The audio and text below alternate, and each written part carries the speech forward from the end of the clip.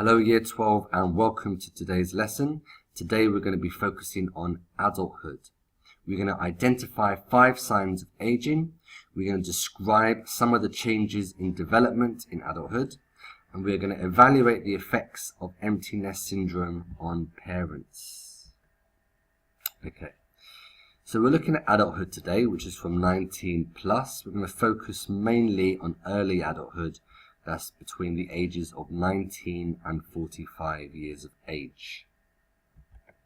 Okay, we're looking at development. So again, we'll think about pies. We'll start with P for physical.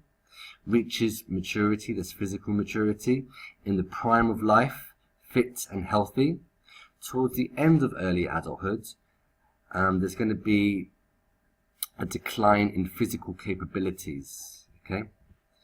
Fertility will start to drop, particularly for women at the end of early adulthood, as we'll look at something called the menopause occurs.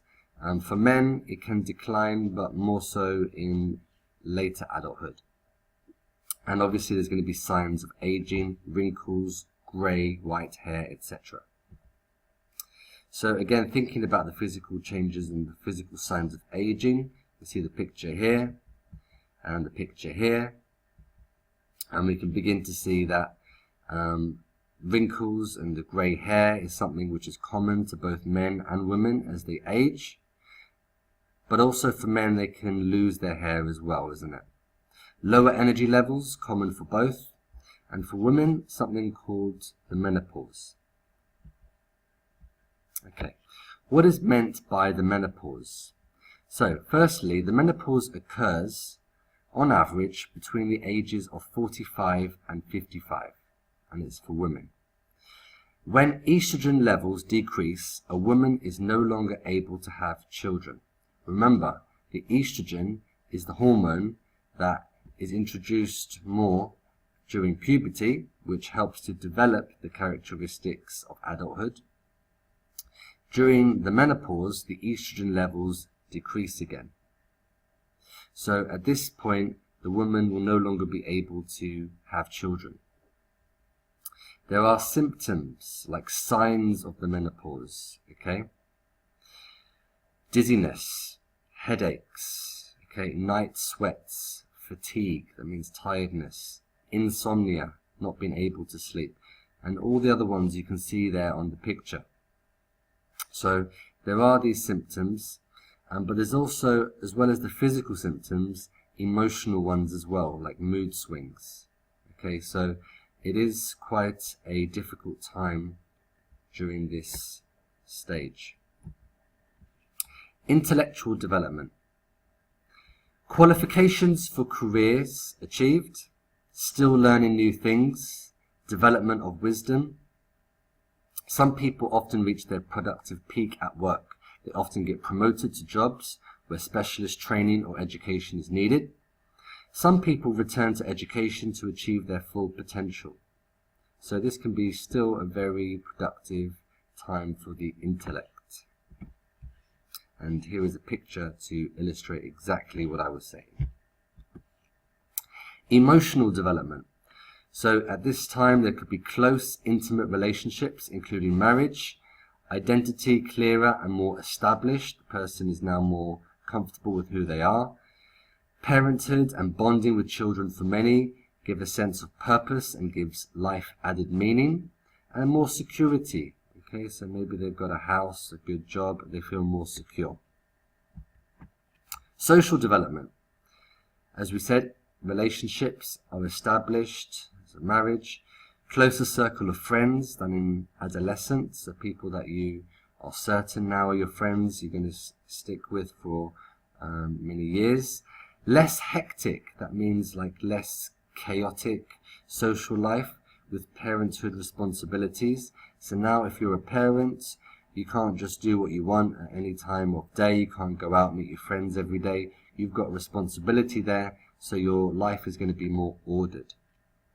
Social life and friendships often focused on working life and colleagues. So the people that you spend your time with every day at work, they will become more important in your social life now.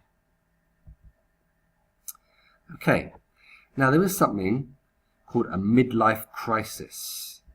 Many people find that they become depressed during their midlife. Okay? Now this could be for many different reasons. It could be career, work problems, financial problems, ill health. But it could be more to do with the fear of growing old. Okay? Maybe regrets about not doing things that they wish they could have done or should have done when they were younger. Traveling or doing a course at university. It could be due to sadness, due to the death of a loved one, or relationship problems. Okay? So midlife crisis is a dramatic period of self-doubt caused by the passing of youth and the moving on into later adulthood. Okay? Now, so midlife crisis, the person here, for example, this man, maybe he decides to buy the car he's always wanted to have. Okay, it's almost like he's reliving the youth that he wished that he had when he was younger. So that's just an example of what someone might do. They might want to travel to an exotic country. But intellectually, they might want to go back into study. So many people choose to return to education to study. Some people want a new direction in their life. They're fed up of how things are going in their life and they want to completely change the course of life to do something completely different or something they've always wanted to do. Others may need to get new qualifications. Most people will have a variety of jobs throughout their working lives and therefore need retraining. Okay, if they're going to change their course of life, they need to be retrained to do what it is they're going to be doing later. So, for example, Ellie has spent much of her life caring for her young children since starting a family when she was in her early 30s. Her eldest daughter has just started university and her two twin boys are in Year 8 secondary school. Ellie has applied for a job as a receptionist at her local council and has been successful. The local council have said that Ellie will need to attend an office skills course so that she can learn how to manage the computer systems at work. How will attending the course affect Ellie's development? Okay, you can think about this question. You can pause the video and see what you would come up with. Okay, so for example, Ellie's training will provide intellectual development as she is taught new skills, e.g. operating a computer, taking messages, and how to organize herself. She will also develop socially as she interacts with new people and may develop emotionally as her self-esteem improves as she learns new skills and is able to support herself and her family. Okay, so we have described some signs of aging. We've described some of the changes in development in adulthood. Last thing I want to do today is evaluate the effect of something called the empty nest syndrome on parents. Okay, if we think of an empty nest, we're thinking of a nest where birds live, and now the young bird has left the nest, is no longer dependent on their parents. Okay. Now, to do with humans, an empty nest syndrome is a sadness that many parents experience when their children have grown up and have moved out of home. Okay, what are the positives and negatives of children leaving home? Have a think about this, pause the video and see what you come up with. Right, here's just a few examples, okay?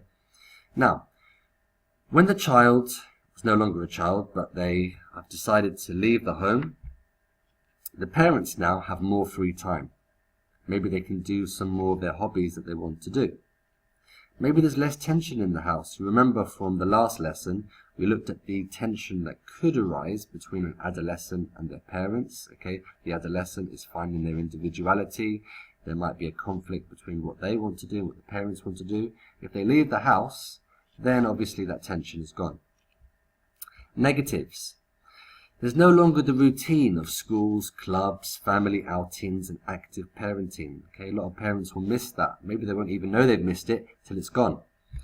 Empty nest syndrome hits women more than men, causing overwhelming sadness, emptiness, isolation, and sometimes guilt about how they brought up the child. Okay, so there's all these things to consider. Okay, you can ask your parents how they would feel once all of their children have left the nest, okay, and you can get some more ideas about the positives and negatives of this situation. That concludes this lesson on adulthood, mainly looking at early adulthood. We'll see you in the next video. Thanks. Bye-bye.